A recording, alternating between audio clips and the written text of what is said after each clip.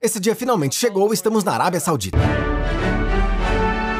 Até pouco tempo atrás, esse era um dos países mais fechados do mundo, ou seja, era praticamente impossível para uma pessoa comum chegar aqui, porque simplesmente não existia visto de turista. Mas, em setembro de 2019, a situação mudou drasticamente. E agora você e eu temos a oportunidade, entre os primeiros, de olhar para um país muito interessante, sobre o qual até agora pouco foi filmado e que recentemente abriu suas portas para pessoas de todo o mundo. A Arábia Saudita tem arsenal suficiente para surpreender. E posso dizer que esse é um dos países mais interessantes em que estive ultimamente.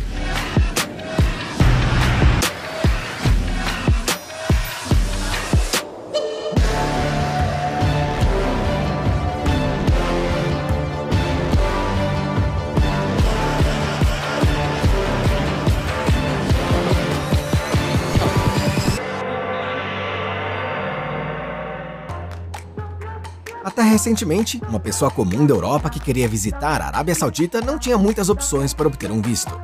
Parentes, visto de trânsito, visto de negócios, não era a opção mais fácil. E finalmente, poderia se converter ao Islã e vir para esse país como peregrino. Mas, em 27 de setembro de 2019, o Reino da Arábia Saudita anunciou que está começando a emitir vistos de turismo para 49 países ao redor do mundo. Agora, os cidadãos desses países podem solicitar um visto eletrônico no site Visit Saudi por cerca de $120. Mas como vocês entendem, turismo é uma coisa e fotografia é outra.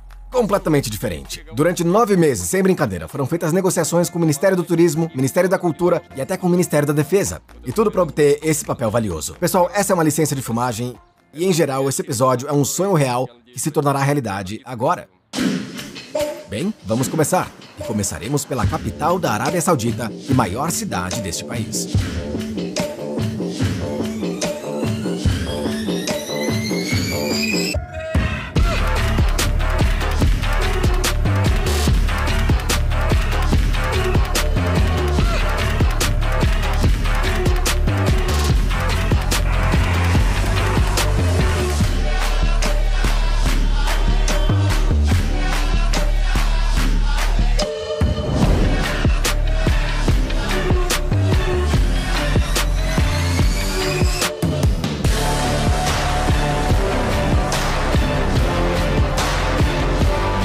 Riad é a maior cidade da Arábia Saudita e tem o maior crescimento, agora com mais de 7 milhões de habitantes. Grandes investimentos estão sendo feitos na metrópole. Todo o centro é um canteiro de obras contínuas. Tanto arranha-céus individuais como distritos financeiros inteiros como o KAFD estão sendo construídos aqui. O custo desse projeto sozinho é de cerca de 25 bilhões de dólares, ou seja, como o orçamento de um pequeno país europeu. Estão construindo um metrô aqui, estradas. A escala do empreendimento é sentida imediatamente assim que você entra na cidade. A resposta à pergunta de onde o país tira dinheiro para tudo isso é bem conhecida por todos nós. Claro que é petróleo. A Arábia Saudita tem quase 1/4 das reservas mundiais de petróleo e, segundo este indicador, está em segundo lugar logo a seguir a Venezuela. O maior campo de petróleo do mundo, Ghawar, está localizado no território do país. Apesar da produção muito intensa, ainda contém cerca de 48 bilhões de barris de petróleo, e este é apenas um campo. E como você entende, há muito mais deles no país. A produção de petróleo aqui é muito dinheiro e a maior parte do orçamento do país. Qual você acha que é a empresa mais valiosa do mundo atualmente? Bom, provavelmente em primeiro lugar está a Apple, depois talvez a Microsoft e em algum lugar o Google. Sim, isso até dezembro de 2019, quando a Saudi Aramco abriu o capital e agora ela vale 2 trilhões de dólares. Esta é a empresa mais valiosa de todo o mundo. O Antônio mandou avisar que não vai mais fazer vídeos, porque você não se inscreveu no canal dele. Então se inscreva, que ele continua compartilhando alegremente as suas viagens. Muito importante que a Saudi Aramco não é uma empresa privada, mas estatal. E o Estado, ou melhor, o reino, precisa ser discutido separadamente. Vamos começar com o nome. A Arábia Saudita é um dos 3 estados do mundo nomeados após a dinastia governante. Neste caso, são os sauditas. Os outros 2 são o reino Hashemita da Jordânia, onde os Hashemitas governam, e o Principado de Liechtenstein, onde os Liechtensteins estão no poder. O fundador da Arábia Saudita e o homem que deu nome a ela é o rei Abdulaziz ibn Saud. Ele deixou uma família enorme, 45 filhos. Entre essas famílias, todos os reis da Arábia Saudita governando depois dele. pessoas que foram capa da revista Time e até se tornaram personalidades do ano, de acordo com sua versão. Agora, a família Al Saud é uma das famílias mais poderosas e ricas do mundo. A imagem do rei está por toda parte aqui, em prédios, cercas, em revistas e, claro, no dinheiro. O poder dos monarcas na Arábia Saudita é absoluto. Na verdade, é limitado apenas pela lei da Sharia, e as leis nesse país são muito rígidas. As execuções ainda são realizadas na Arábia Saudita, e elas são públicas. Na verdade, qualquer um pode assistir. Tudo acontece nessa praça, chama-se Praça Dira, e aqui ainda cortam cabeças às sextas-feiras. No centro dessa praça, um detalhe raríssimo para um país que quase nunca chove: um sumidouro especial.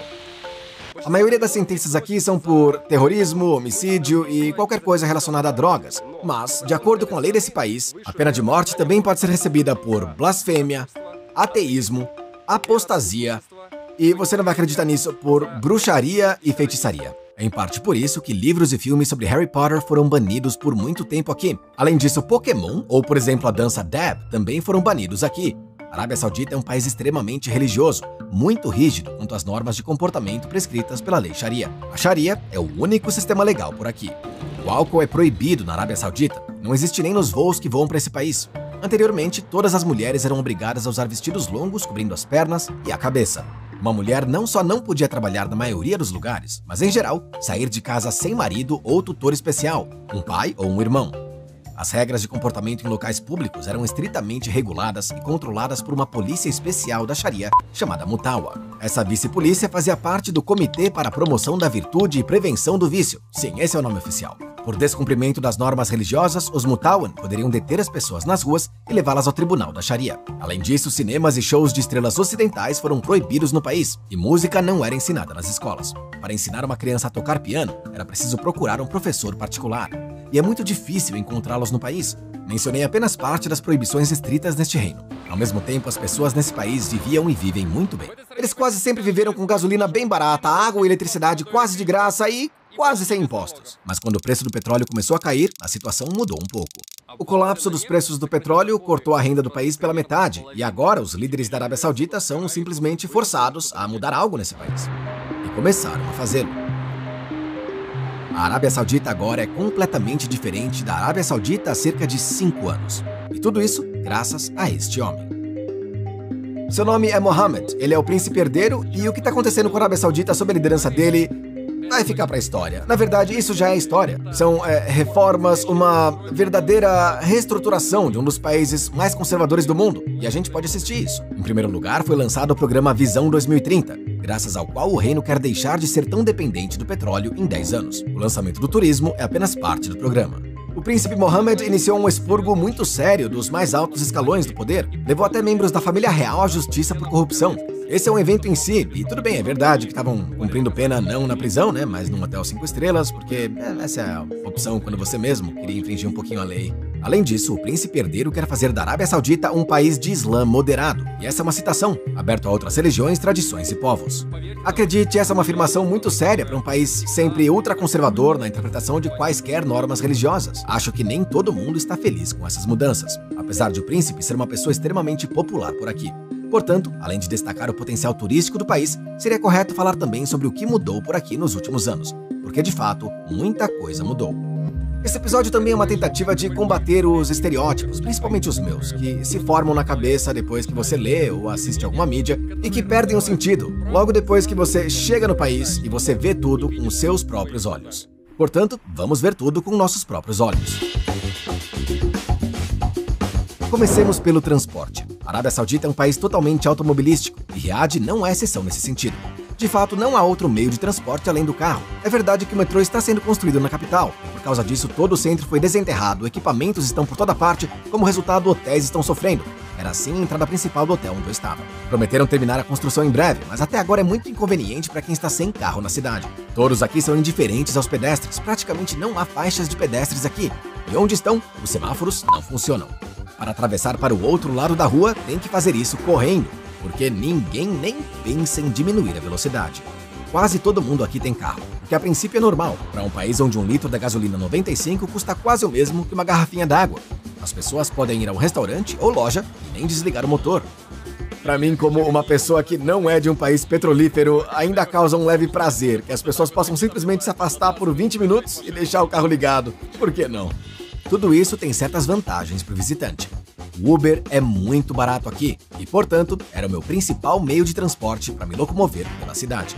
Eu viajei muito. Quero dizer a vocês que a principal característica do Uber local não são apenas os motoristas locais, mas também um incrível celofane que embala o interior de 1 em cada 3 carros por aqui.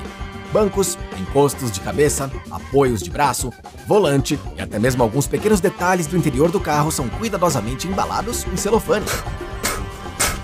Ou seja, não importa a aparência do carro por fora. O principal é que os bancos sejam embalados em celofane e aí fica quase como novo.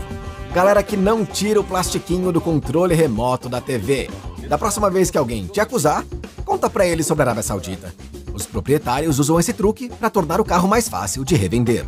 Если она еще в более-менее таком человеческом виде, ее можно продать очень легко за хорошие деньги. Ah, então é por isso que você não tira o celofane? Да, здесь, если ты видишь, даже очень дорогие машины, они в целлофане все, потому что люди очень часто покупают, через месяц продают. Tamanha praticidade não correspondia exatamente às minhas expectativas da Arábia Saudita, onde, a exemplo de Dubai, eu esperava ver luxo e filas de carros caros. Aqui é claro que existem salões com uma indústria automobilística de elite, mas em quantidade tão pequena que isso é mais exceção do que regra. Nesse país, ninguém ostenta luxo, como nos Emirados Árabes Unidos. Não é muito comum por aqui. O melhor exemplo disso são as casas locais. Aqui geralmente moram não em apartamentos, mas em casas. Riad é 90% casas, e é por isso que a cidade se estende por mais de 50 quilômetros. Por isso as casas aqui têm uma aparência bem simples, geralmente cercadas por uma cerca alta que esconde todas as coisas mais interessantes. Ты видел вот дома, частные дома? Они же все за большим забором и практически без окон. То есть там все самое интересное внутри. Я только один раз была в доме у местной жительницы, там просто дворец. E ao mesmo tempo, as casas do lado de fora parecem ser bem modestas, né? Да, вот именно, что стены вокруг выглядят очень не очень, но внутри там все идеально. Колонны вот эти вот, огромные люстры, которые я видела в магазинах здесь, думала, кто их покупает? Зашла домой к местной жительнице, поняла, кто покупает. Um número considerável de pessoas ricas mora aqui. Há muitas lojas caras, novos bairros, arranha-céus incomuns, os quais veremos um pouco mais tarde.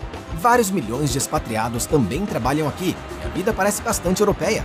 Mas não se esqueça que estamos em um dos principais países muçulmanos do mundo, e isso deixa sim marcas na sua estadia na Arábia Saudita, mesmo quando você vai de Uber. 5 minutes Salah. Salah é o quê? Maghrib. I'm stopping here. Ah, ok, tá bom. No problem. Não, sem problema.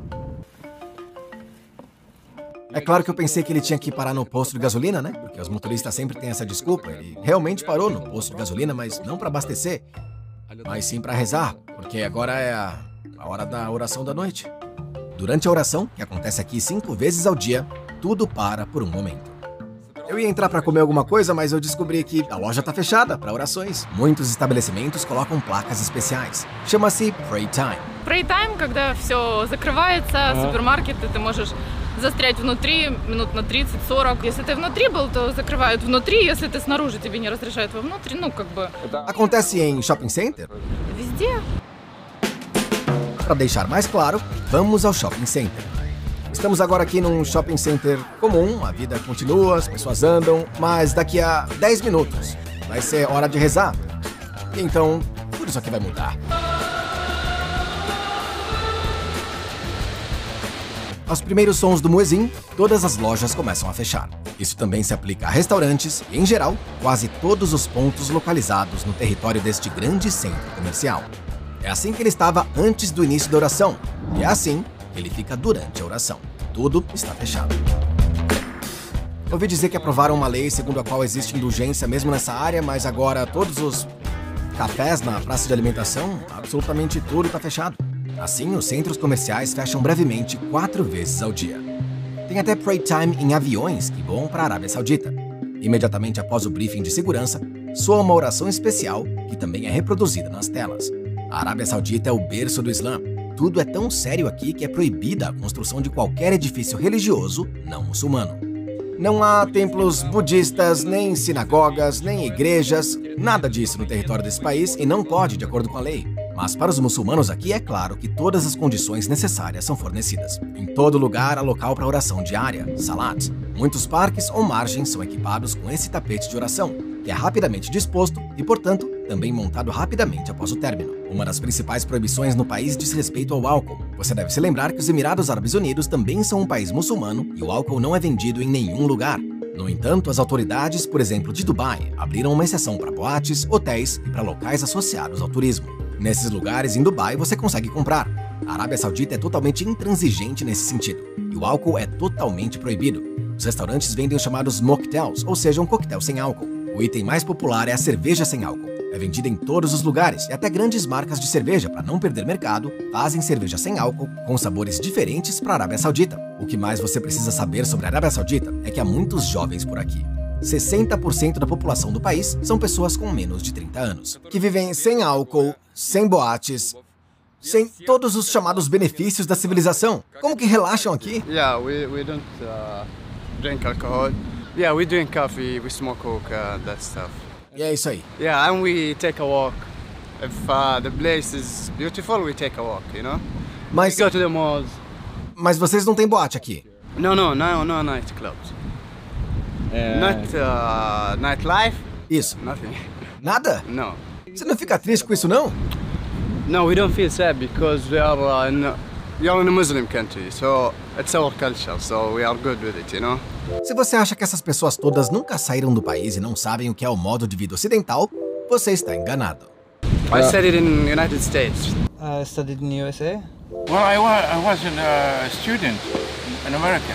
Graças ao programa especial do rei, muitas pessoas estudaram no exterior. Até conheci algumas pessoas que se formaram em universidades americanas e britânicas. Quer dizer, as pessoas aqui são bastante educadas. Alguns deles não estavam apenas no exterior, mas viviam lá. Ou seja, para eles todos esses valores ocidentais não são nada novos. É mais difícil para os expatriados que trabalham aqui e moram em aposentos especialmente fechados atrás de uma cerca alta. A ausência de festas aqui não incomoda, porque tudo é meio limitado, né? Com café e, no máximo, narguilé. Да, 2-3 месяца и уже ломка начинается. Да, очень многие выезжают отсюда каждые 2-3 месяца в Дубай, в Бахрейн, для того, чтобы немножко встряхнуться, немножко вернуться как бы в нормальное состояние, и 2-3 дня там хватает. Quando as pessoas vão gastar seu dinheiro em outro país, isso não é bom para a economia. E, portanto, houve recentemente uma série de mudanças muito sérias na Arábia Saudita. Vamos falar sobre elas agora. Comecemos pelo cinema. Pelos últimos 40 anos, o cinema era proibido na Arábia Saudita, então totalmente proibido. As pessoas iam pro vizinho Bahrein para assistir a filmes. Mas, felizmente, em 2018, os cinemas aqui abriram. Agora existem cerca de 8 cinemas apenas em Riad, e é um entretenimento bastante popular. Música. Até recentemente, a música era proibida em locais públicos e havia silêncio absoluto nos shoppings. Não havia nenhum show de estrelas ocidentais no país. Essa proibição foi levantada. Agora, alguns shows são realizados aqui e você verá um deles em breve. Além disso, o país começou a construir o primeiro conservatório. Em suma, uma transformação completa. Vamos em frente. Muitos estabelecimentos de restauração na Arábia Saudita tinham 2 entradas e, portanto, 2 salões diferentes, um para famílias e outro para homens. Um bom exemplo é a entrada do McDonald's, famílias à esquerda, o resto à direita. No interior, uma divisória comum divide o salão em 2 partes. Aliás, essa lei também foi revogada, agora a decisão de separar o restaurante ou não é tomada pelo próprio restaurante. Aqui, no McDonald's, a divisória ainda permanece, mas em muitos lugares já foram desmontadas. Mas as mudanças mais significativas aqui dizem respeito às mulheres. E esta é uma verdadeira revolução. Há alguns anos, uma mulher não podia sair do país sem a permissão do marido ou tutor. Ela não podia pedir o divórcio sozinha. Mesmo alguns tratamentos exigiam o consentimento do marido. Agora, uma mulher pode emitir um passaporte estrangeiro de forma independente e viajar para o exterior sem a permissão do marido. Mulheres receberam o direito de registrar independentemente o casamento, o divórcio ou o nascimento de um filho. E também para receber outros documentos oficiais da família. Também era impossível para uma mulher praticar esportes aqui, pois acreditava-se que isso colocava em risco a honra do sexo frágil. E acabou que os clubes de fitness femininos foram abertos aqui, onde homens não podem entrar. Enquanto conservadores religiosos continuam cautelosos com o fitness das mulheres, o número de mulheres no país está aumentando. Em 2012, a Arábia Saudita enviou 2 atletas femininas para as Olimpíadas pela primeira vez. Agora vamos da esteira para o estádio local. O fato é que, ultimamente, as mulheres aqui na Arábia Saudita não tiveram permissão para assistir jogos de futebol. Houve até amigas que se vestiam com um terno de homem e entravam aqui, mas é claro que elas eram descobertas.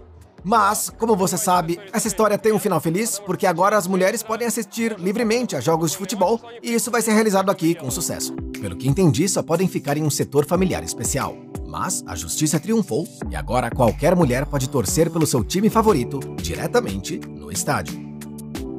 As mudanças no reino também afetaram a aparência obrigatória.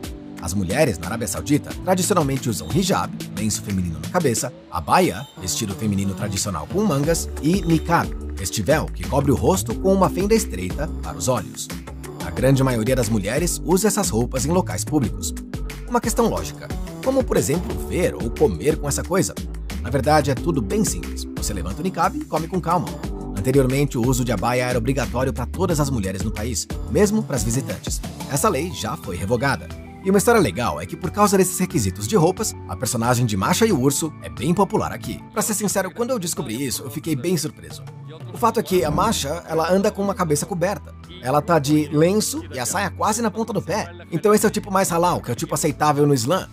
Eu não sei se os criadores da personagem pensaram nisso quando desenharam, tenho certeza que não. Provavelmente é algum tipo de feliz coincidência, mas mesmo assim, a personagem é super popular em todos os países muçulmanos. E é claro que aqui na Arábia Saudita, milhares de crianças andam com essa boneca. Além de tudo que já foi mencionado aqui, as mulheres também podem trabalhar em muitas áreas hoje em dia. Até 10 anos atrás, uma mulher, por exemplo, não poderia ser vendedora. E tudo se resumia a histórias totalmente bizarras. Só os homens trabalhavam em lojas de lingerie, o que é claro que gerou muitas críticas do lado feminino. Mas agora, felizmente, tudo está em ordem com isso. As mulheres hoje trabalham aqui no varejo, como guias turísticos e até mesmo em aeroportos. A minha conclusão pessoal e mais importante, provavelmente, de toda a viagem é que as pessoas são as mesmas em todo lugar, no sentido de que todo mundo quer a mesma coisa. Então as mulheres aqui querem, como todas as mulheres do mundo, ter sim uma boa aparência, se vestir com estilo. Sim, tudo bem, elas usam abaya, mas com tudo isso, elas ainda usam cosméticos, elas andam com tênis novos que elas compram para elas. Para finalizar essa conversa sobre feminismo, gostaria de partilhar talvez de uma das principais notícias dos últimos anos.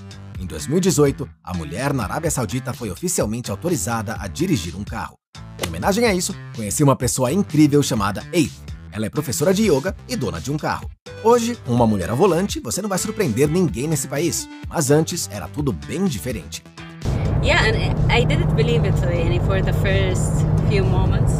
I was like, no, is it real? Is it final? Maybe they're talking about it. Essa lei era esperada aqui por muito tempo, e quando finalmente foi aceita, mulheres de todo o país se alegraram. Foi uma verdadeira festa. I get very, thrilled every time I see a woman driving. So if someone tried to pass my car, I was like, hey, stop that. If she's a woman, I was like, okay, it's fine. Go ahead. E você dirige bem? Yeah. A little bit dangerous, but no accidents, so I'm good. I'm a good driver. To Saudi standards. Eith me levou ao seu lugar favorito perto de Riad, onde ela e as amigas costumam ficar. Ela é uma pessoa bastante progressista. Por exemplo, usa uma abaya estilo militar com muitos remendos. Ou seja, ela consegue cumprir a tradição, mas ao mesmo tempo está muito na moda. Agora sobre descanso. Se os europeus costumam fazer um piquenique na floresta ou no rio, na Arábia Saudita tudo é um pouquinho diferente. Não há florestas nessa parte do país e não há rios na Arábia Saudita. Portanto, as pessoas aqui fazem piqueniques no deserto, que é um tema muito popular. Em vez de kebabs, o prato principal é o café árabe, aqui preparado com adição de cardamomo. Por causa disso, tem uma cor bem diferente, e o sabor também é diferente do café comum. Nos divertimos muito com Eith e suas amigas sem álcool, apenas com café. E a noite acabou sendo bem emocionante. E mais importante, percebi que os jovens aqui estão acostumados a ficar sem boates ou bares com música alta, se reúnem em torno de uma fogueira no deserto e têm um descanso cultural. Bem, é hora de falar sobre turismo. A Arábia Saudita ainda não está muito acostumada com pessoas com mochilas e câmeras, por isso nas ruas senti uma atenção redobrada dos locais. As pessoas vinham, perguntavam de onde eu era, tiravam fotos, em geral, mostravam interesse. Mas meu exemplo favorito é novamente no Uber. Provavelmente 1 em cada 5 motoristas me filmou pro Snapchat, que é a principal rede social local. Ao fim da viagem tive a sensação de ter virado estrela nas redes, pois foram muitas filmagens. Quer dizer, quando os estrangeiros estão aqui, é realmente algo como, nossa, eu tô levando um cara com uma câmera, hein? Ele é de outro país, hein? Olha só. Em geral, as pessoas aqui são amigáveis e costumam oferecer ajuda, e isso, é claro, é muito bom. As pessoas aqui são realmente bem amigáveis, então os estrangeiros são uma novidade para eles ainda, não estão acostumados com turistas. E eles próprios vêm até você, perguntam, estão interessados em saber de onde você é, o que você acha do país. Eu já tenho até vários cartões de visita aqui só de transeuntes que me deram com os dizeres, se precisar de ajuda, me ligue. Se falamos em lugares turísticos interessantes, então não há muitos deles em Riad. Existe a Fortaleza Masmak, com a captura da qual Riad voltou ao controle da família Saud. Há um belo bairro antigo de Al Toraif que está na lista do Patrimônio Mundial da Unesco. Foi restaurado, mas eu não tive permissão para filmar lá. Sinto muito. Para que entendam, fui até o Museu Nacional do país, que tem uma pequena exposição de Rolls Royces antigos, um dos quais foi presenteado pessoalmente ao rei por Sir Winston Churchill. Tem até uma lenda moderna de que Winston Churchill, quando traçou a fronteira entre Jordânia e Arábia Saudita, bebeu e soluçou constantemente, e a mão dele escorregou e acidentalmente ele deu vários milhares de quilômetros quadrados de terras jordanianas para a Arábia Saudita. E por causa dessa lenda moderna, até hoje essa área é conhecida como o Soluço de Churchill. Novos lugares estão abrindo em Riad, em particular um bairro moderno como o 303, onde se vende comida de rua e os jovens passeiam. Mas claro que esse não é o principal ponto turístico da capital. O principal está aqui. Este é o arranha-céu Kingdom Center, de 99 andares e 300 metros, o mais alto da Arábia Saudita hoje. O arranha-céu pode ser visto de quase qualquer lugar da cidade. E embora não seja tão alto quanto o Burj Khalifa de Dubai, é construído de uma forma bastante incomum. Isqueiros ou torres de um filme do Hobbit. Pra ser honesto, eu mesmo não entendi, mas o principal é que bem no topo fica a chamada Sky Bridge, que você pode subir. Então, não vamos perder tempo. É provavelmente um dos menores mirantes em que já estive, mas a entrada é muito barata e as vistas são bem decentes.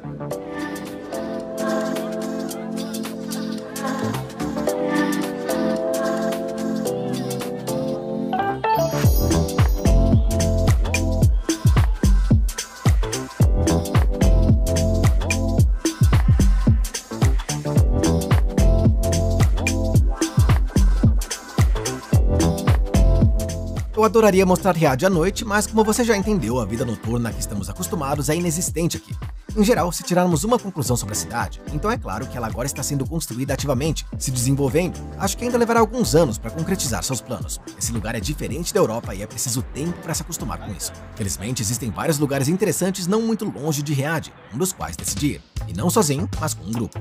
Então, finalmente vi como é a Arábia Saudita fora da cidade. Para ser honesto, não é nada de especial, viu? A maior parte dos territórios do país são desertos, onde não há nada além de camelos. A maioria é selvagem e se sente como um dono de pleno direito aqui. Excedem o limite de velocidade nas estradas e inspecionam todos os carros que entram em seu território. Camelos são extremamente populares na Arábia Saudita. São vendidos aqui por $100.000 e tem concursos de beleza. Há alguns anos ocorreu um incidente curioso. 12 camelos em tal competição foram desclassificados por terem aplicado Botox para deixar os lábios mais cheios. Bom, tudo é como nas pessoas, né? A gente não teve muita sorte com o tempo hoje por causa da tempestade de areia. Não tá muito forte, mas parece tudo uma neblina. E resumindo, nada depende de mim, mas o lugar é assim.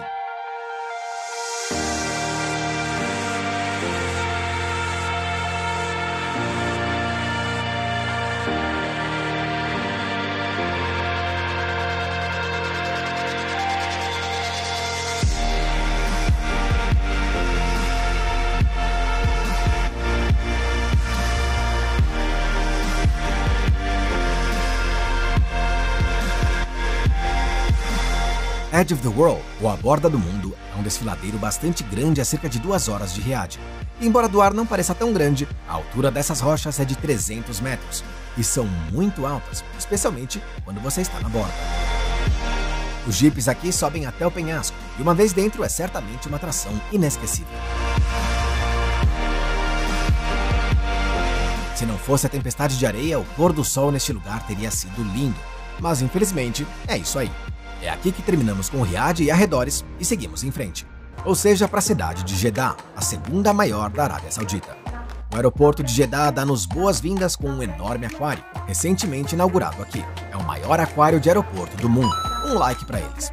A vontade de surpreender logo no aeroporto se explica pelo fato de Jeddah ser a principal cidade turística do país. Está localizada na costa do Mar Vermelho, assim a área do resort é muito desenvolvida aqui. Bem, em segundo lugar, Jeddah é considerada a capital econômica do reino. É o segundo porto marítimo mais movimentado do mundo árabe depois de Dubai, e a cidade é o segundo maior centro comercial do Oriente Médio. Mais uma vez, depois de Dubai. Talvez a competição com Dubai assombre as autoridades de Jeddah, que adoram construir objetos em sua cidade com um prefixo popular ou mais. Vamos começar com a bandeira. Jeddah tem a bandeira mais alta do mundo. A altura do mastro é de 171 metros, 6 mais alto que o recordista anterior, a bandeira do Tajiquistão em Dushanbe. O peso da tela em si é de cerca de meia tonelada, e apesar de estar apoiada em um mastro de 500 toneladas, ainda é abaixada com ventos fortes. Seguimos para a fonte.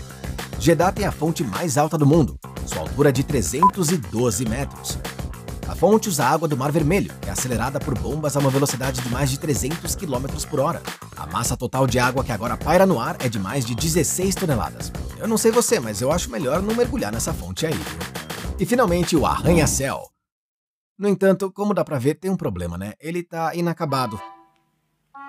A Jeddah Tower, como é chamada, deveria ser o edifício mais alto do mundo e o primeiro projeto cuja altura ultrapassava 1 km.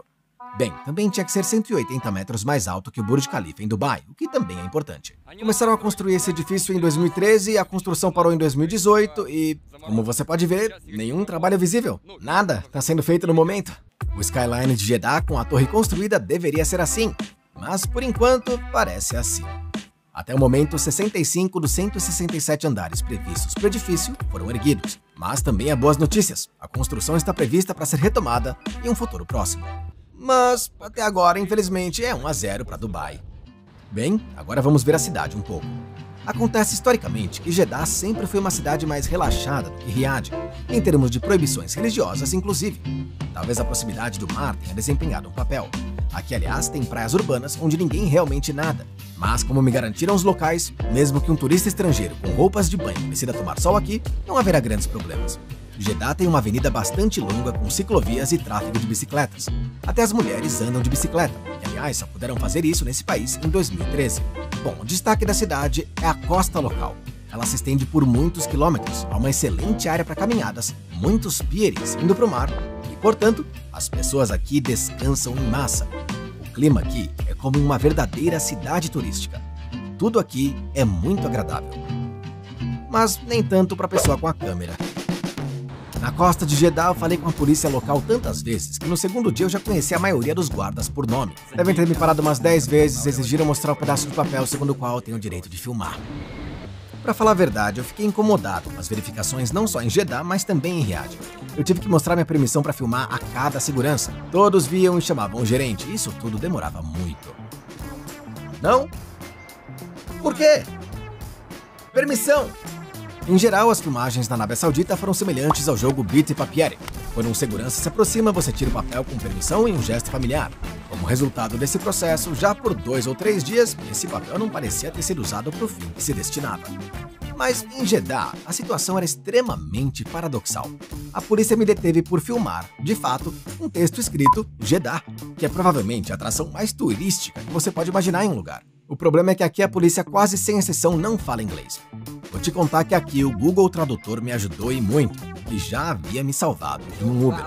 Uma pessoa lê um texto em árabe e o Google traduz tudo automaticamente. Ele traduz, embora nem sempre com precisão, mas o mais importante é que no final, vocês se entendem. E essa brincadeira era assim com os policiais de Jeddah várias vezes ao dia, e foi muito desgastante.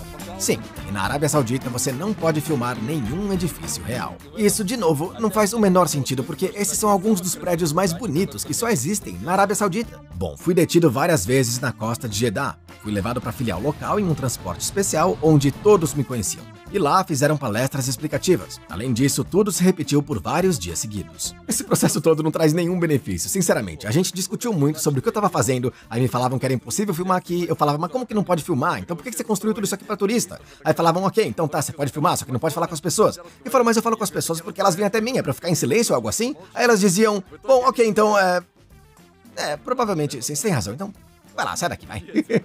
Quero dizer que essas filmagens foram extremamente difíceis, e nem tudo acabou sendo filmado. No entanto, há coisas que eu não poderia filmar, mesmo que eu realmente quisesse. Como você já sabe, o turismo na Arábia Saudita foi inaugurado apenas em 2019, mas apesar disso, pelo menos 15 milhões de pessoas voaram para o país todos os anos. Como isso é possível? São todos turistas peregrinos. A Arábia Saudita abriga duas das cidades mais sagradas para todos os muçulmanos: Meca, onde fica a principal mesquita de Al-Haram, e Medina, onde fica a mesquita do Profeta e a Cúpula Verde. A peregrinação a Meca é chamada de Hajj. O Hajj é um dos 5 pilares mais importantes do Islã. Se você quiser fazer o Hajj, primeiramente provavelmente voará para Jeddah. Historicamente, era daqui que começava o caminho dos peregrinos para o principal santuário muçulmano. Este é o portão de Meca, é onde começa a velha estrada para Meca. Você vai demorar cerca de 1 hora para chegar até a cidade. Mas isso, na verdade, não faz muito sentido, porque os não muçulmanos não podem entrar no território de Meca. Claro, eu tenho amigos que não são muçulmanos e acabaram por chegar no território de Meca, mas todos esses são métodos enganosos. E o mais importante, no território da mesquita principal, para a qual todos vêm à própria Meca, eles não vão deixar você passar. Então eu não tenho escolha, a não ser mostrar o vídeo de lá, que não fui eu que gravei. O vídeo para mim foi filmado por 2 irmãos da Turquia, Yunus e Emre, que voaram para a Arábia Saudita para visitar Meca. Aliás, para visitá-la, você precisa de um visto especial, às vezes até sorteados na loteria, porque muita gente quer. É assim que Meca aparece vista de cima. O enorme edifício à direita chama-se Abraj al-Bait, é o terceiro arranha-céu mais alto do mundo depois do Burj Khalifa e da Torre de Xangai, sua altura de 601 metros. O complexo contém apartamentos, garagem para 800 carros e um hotel com 1.600 quartos. O edifício tem o maior e mais alto relógio do mundo, o maior crescente do mundo e 160 alto-falantes que podem ser ouvidos a uma distância de 7 quilômetros. Mas o principal é que este complexo está localizado do outro lado da rua da entrada da mesquita Al-Haram, na qual está localizada a Kaaba, o principal santuário muçulmano. É assim que se parece de perto. As pessoas abaixo fazem um desvio ritual ao redor da Kaaba. Os muçulmanos sempre rezam voltados para Meca, e consequentemente para a Kaaba, onde quer que estejam. Todo muçulmano deveria visitar esse lugar pelo menos uma vez na vida. O Hajj ocorre apenas 5 dias por ano. Durante esse período, um grande número de pessoas se reúne em Meca. Em 2019, mais de 3 milhões de peregrinos visitaram esse lugar em 5 dias. Como você entende, acomodar um número tão grande de peregrinos que chegam em um período tão curto de tempo requer uma atenção muito séria em termos de infraestrutura. Ou seja, essas pessoas devem voar para algum lugar, devem morar em algum lugar, e nesse sentido, a Arábia Saudita sucedeu bastante. O aeroporto de Jeddah tem um dos terminais mais incomuns do mundo. É chamado Terminal Hajj, e seu único objetivo é receber peregrinos durante o Hajj. O resto do tempo geralmente não funciona. O terminal cobre uma área de quase 500 mil de quilômetros quadrados e pode atender simultaneamente até 80 mil peregrinos. É realmente enorme, mas isso ainda não é tudo.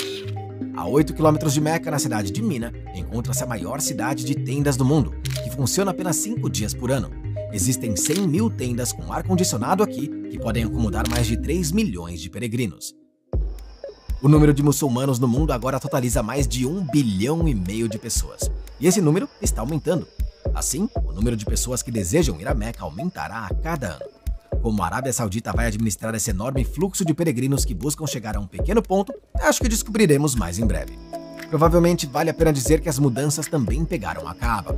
Pela primeira vez em sua história, a mesquita Al-Haram foi fechada ao público devido à pandemia do coronavírus.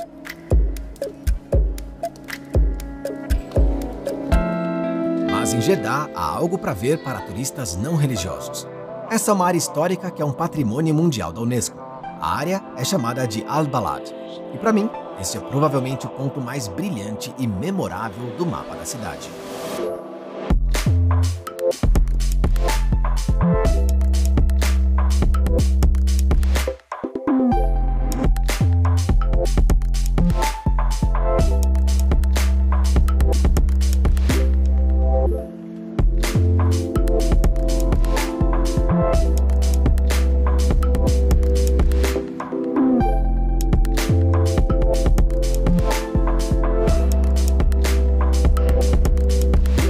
Al-Balad é um pedaço muito bonito da velha Jeddah e é simplesmente incrível que tenha sobrevivido quase intacto até hoje. Essas casas têm várias centenas de anos e algumas delas ainda são habitadas. Você pode caminhar o dia todo por esses labirintos de ruas estreitas e quase desertas e olhar para essas varandas esculpidas e reais.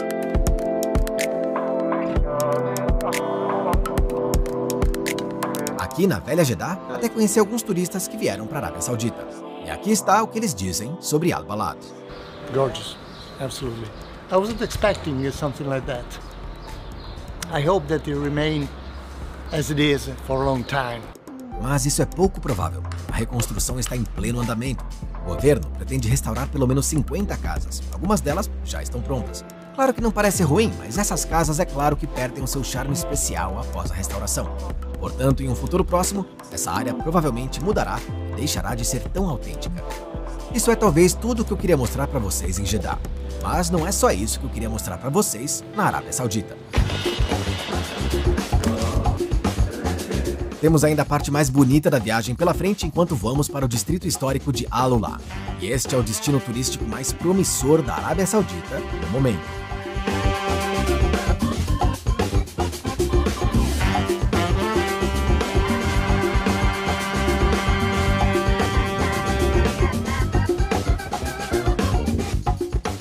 Assim que entrei no carro, olhei imediatamente pela janela, porque as paisagens ao redor eram absolutamente cósmicas.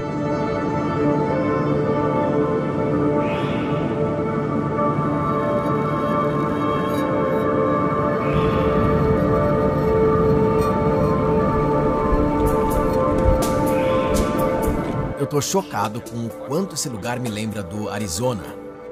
As estradas aqui são parecidas até.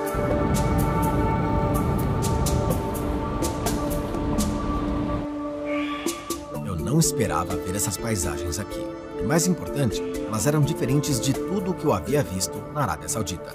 A única semelhança são os camelos na estrada.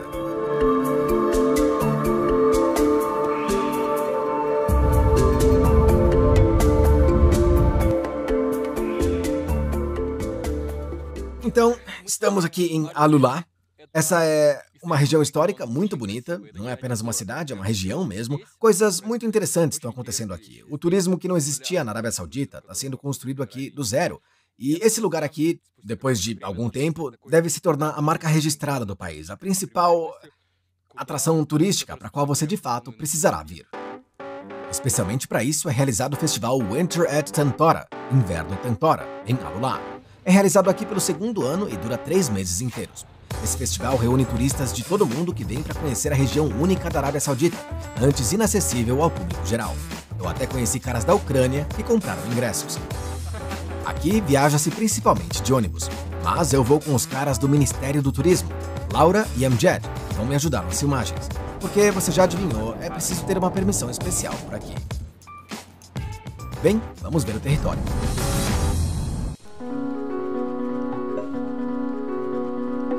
Al Ula fez uma impressão incrível em mim, e imediatamente no primeiro dia.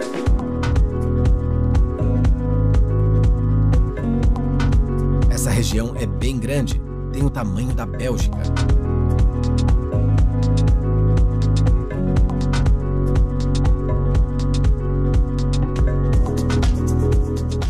As rochas locais consistem principalmente de arenito. Por 1000 anos, a erosão, como o melhor arquiteto, deu-lhes formas bastante inesperadas, e às vezes as rochas parecem instalações reais.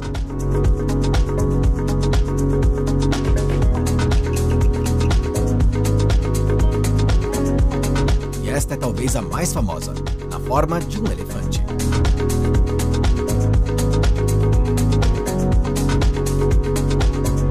E aqui está o meu top pessoal, um enorme buraco na rocha em forma de garrafa.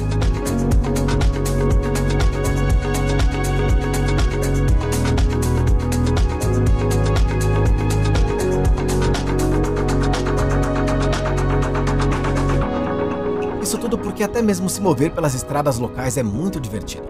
E nos 3 dias que passei aqui, simplesmente me apaixonei por essas paisagens, como já tinha me apaixonado antes por Utah e Arizona. Bom, mas as paisagens por si só não são suficientes para o turismo.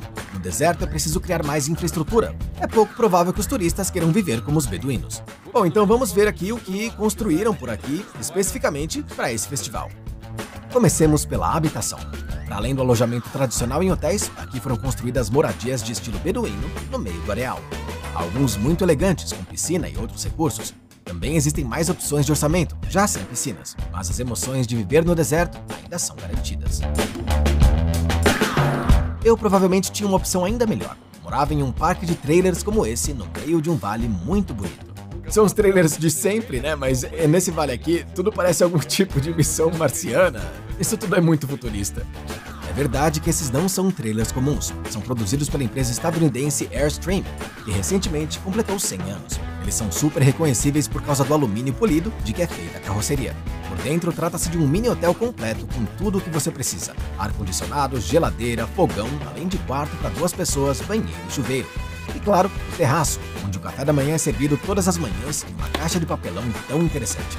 Em geral, você parece viver no meio do deserto, mas ao mesmo tempo é tudo bastante confortável. A propósito, sobre comida. Aqui foram construídos vários restaurantes pop-up, que funcionam apenas nas datas do festival. Depois são desmontados. Os locais escolhidos para esses restaurantes geralmente são bem bonitos. O mais legal é que nas paredes dessa caverna aqui, ou enfim, desse restaurante, né? Existem ainda pinturas rupestres de vários e vários milhares de anos. Às vezes, esses estabelecimentos se encaixam na paisagem natural com tanta habilidade que geralmente me pergunto como construíram tudo isso aqui.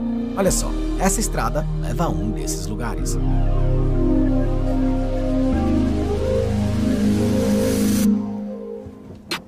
Bem, em geral, sim. Para comer é preciso andar várias dezenas de metros em uma passagem estreita entre 2 rochas, mas vale a pena.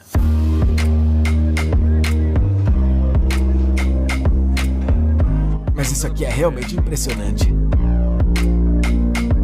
Tudo aqui é de alto nível. Balcões compridos de bar, muitos garçons ágeis, chefes que, se não me engano, foram trazidos de outros países e, é claro, as belas vistas.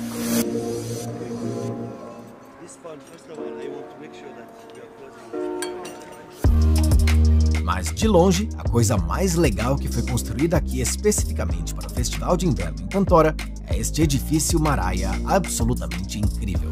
Em 2020, o edifício entrou para o Guinness Book of Records como o maior edifício totalmente espelhado do mundo. Esta é uma sala de concertos de 500 lugares projetada por arquitetos italianos. Dizem que foi construída aqui em tempo recorde de 3 meses. Mas o mais importante é a harmonia com que esse edifício se funde com as paisagens naturais. Você não pode imaginar melhor do que isso.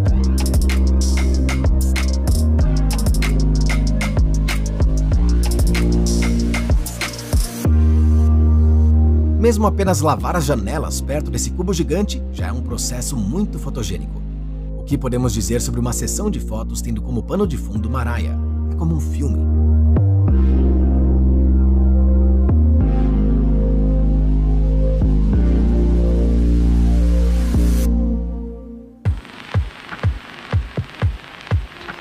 Bem, então chegou a hora de usar o nosso veículo off-road para mostrar mais alguns lugares interessantes que existem aqui na região.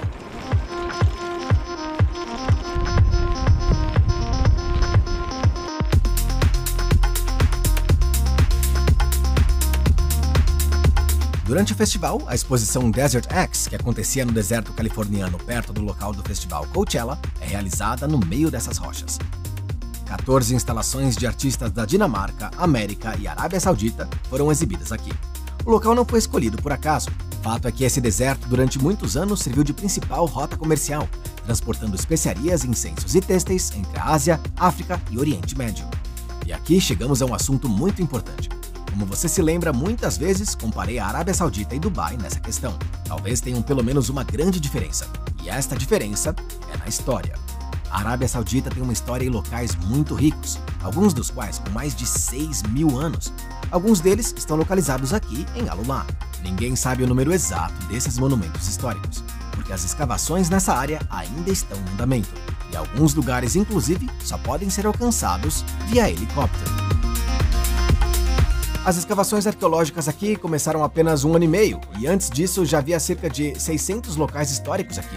E imagina só que em 1 ano e meio, os arqueólogos já encontraram outros 22 mil sítios arqueológicos. Ou seja, a história tá aqui, ela tá em toda parte, a cada passo.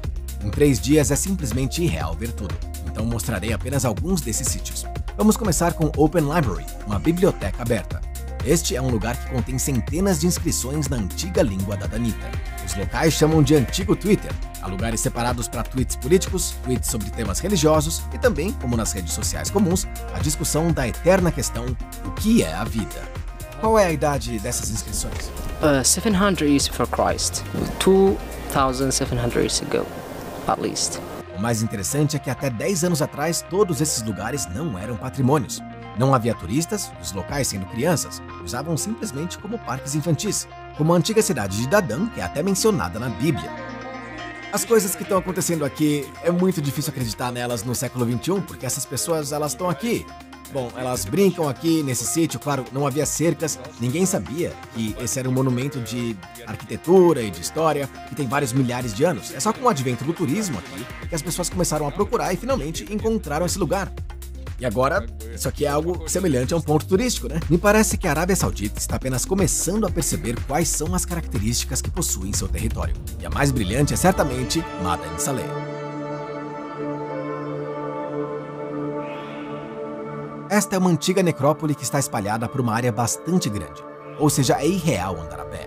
Você tem que viajar de carro ou de ônibus. Existem pelo menos 131 túmulos aqui, e acho que esse número não é definitivo, porque eles continuam sendo encontrados na área. Se de repente isso te parece semelhante demais à Petra Jordaniana, então não é coincidência, porque a Petra Jordaniana e as criptas locais foram feitas pelas mesmas pessoas, os nabateus. Essas estruturas monumentais têm cerca de 2.000 anos e são esculpidas em arenito. Não há um material mais durável. E é simplesmente incrível que estejam tão bem preservadas até hoje. Isso se deve em parte ao clima local e em parte ao fato de que essa área está completamente abandonada há muito tempo. Pessoas muito ricas foram enterradas nesses túmulos. E quanto mais íngreme a fachada de tal cripta, mais rico e mais status tinha seu dono. Entre todas as tumbas habilmente construídas, há uma atração principal.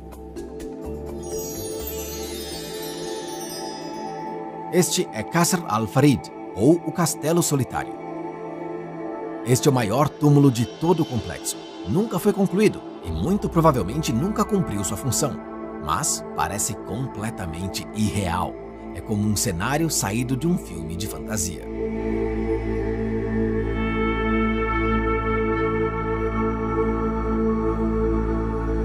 Ma'dan Saleh é um patrimônio único, que até recentemente poucas pessoas tiveram oportunidade de ver, e saber da sua existência provavelmente menos ainda. Mas este é definitivamente o lugar mais impressionante que eu já vi na Arábia Saudita, e provavelmente um dos monumentos mais impressionantes da história do mundo em geral.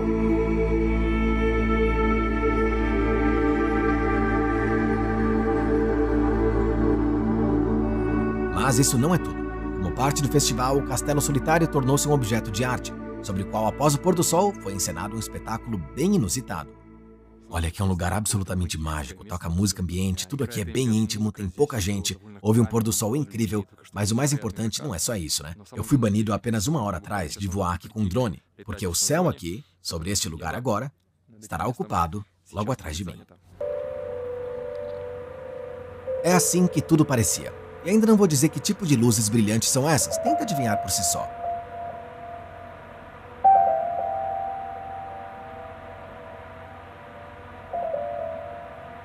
Acho que muitos já adivinharam, né? São drones. Cerca de 300 aqui. E são sincronizados por um programa especial, graças ao qual, em primeiro lugar, não colidem, e em segundo lugar, podem criar objetos tridimensionais espetaculares no céu. A câmera, neste caso, não transmitiu as emoções, mas acredite, tudo era muito impressionante ao vivo.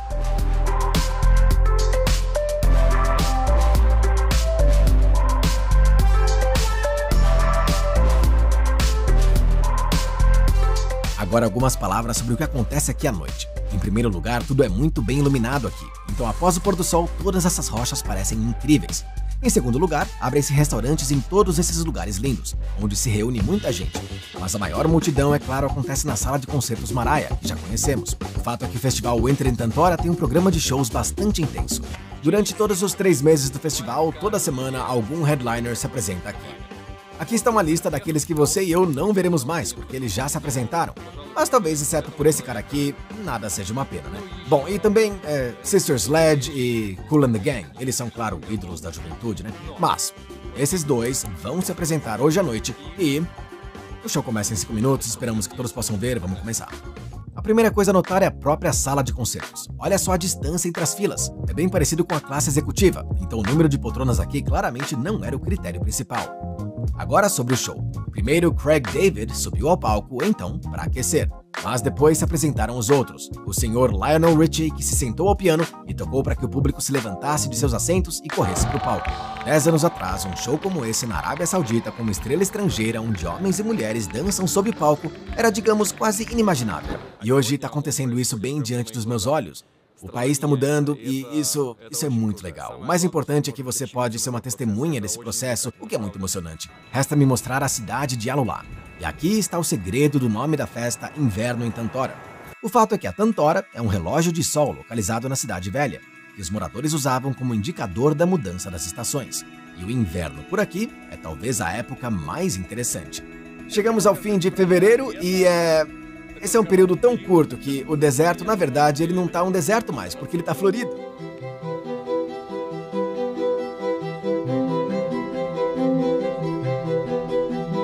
Apesar da aparente falta de vida, na verdade esse lugar não é de todo desprovido de vida. Aqui existe água, que é recolhida em reservatórios entre as rochas e era utilizada sobretudo pelos nabateus. E aqui existem solos férteis. Portanto, Alulá é um oásis, e até as frutas ainda são cultivadas aqui. Há uma cidade velha única aqui, construída há 800 anos e funcionou quase até o final do século XX. Agora está completamente desativada. E claro, só estou com medo de querer chegar lá, mas foi extremamente difícil fazer isso, já que a cidade é guardada por vários esquadrões da polícia. Porém, Laura fez várias ligações para alguém e, como resultado, nos deixaram passar, o que foi um grande sucesso, já que quase ninguém pode entrar na cidade hoje. Laura, é aqui? Essa é, em parte, uma estrutura única porque toda a cidade, como era e como funcionava, foi completamente desativada e as pessoas se mudaram, respectivamente, para outra cidade nova. Mas aqui está uma cidade velha, pela qual ninguém anda agora, porque lá está tudo em mau estado, ninguém deixa entrar aqui também. A cidade ficou como um monumento, mas, infelizmente, esse monumento não vai ficar aqui por muito tempo, porque você pode ver por si só, é bastante frágil isso aqui. Eu não sei, talvez 10 anos, talvez 50 anos, mas tudo vai desmoronar. E a velha cidade de Alulá finalmente deixará de existir. A última família deixou essa cidade em 1983 e desde então encontra-se completamente abandonada. Andar pelas ruas estreitas de uma cidade onde não há mais ninguém além de você é sempre uma experiência muito interessante. Eu remotamente senti o mesmo que senti em Chernobyl.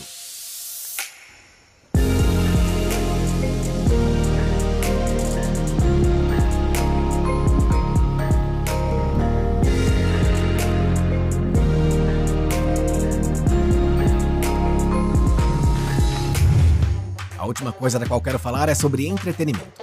Durante o inverno em Tantora há muitas atividades aqui, por exemplo, um torneio de polo na areia, mas talvez o mais interessante seja o festival de balão. Infelizmente, eu o perdi, então só posso mostrar imagens da crônica oficial.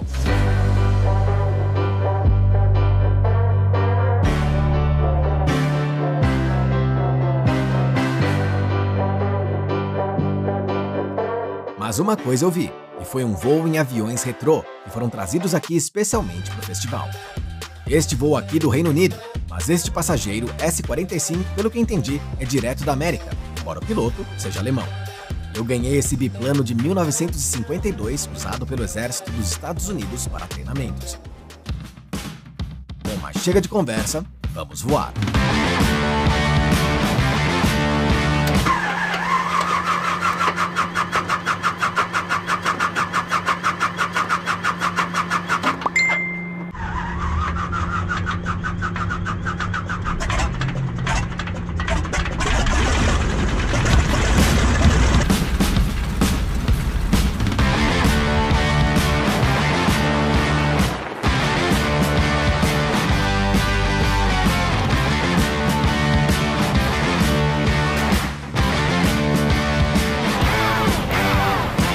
Então deixa eu te contar como é pilotar um biplano durante a Segunda Guerra Mundial. Primeiro, é muito barulhento. Segundo, colocam óculos engraçados em você. Terceiro, você tem uma caneta entre as pernas que se contrai constantemente. Quarto, o piloto senta atrás, você tem a sensação de que está constantemente bloqueando a vista dele. Mas quinta, sexta e sétima é muito bonito.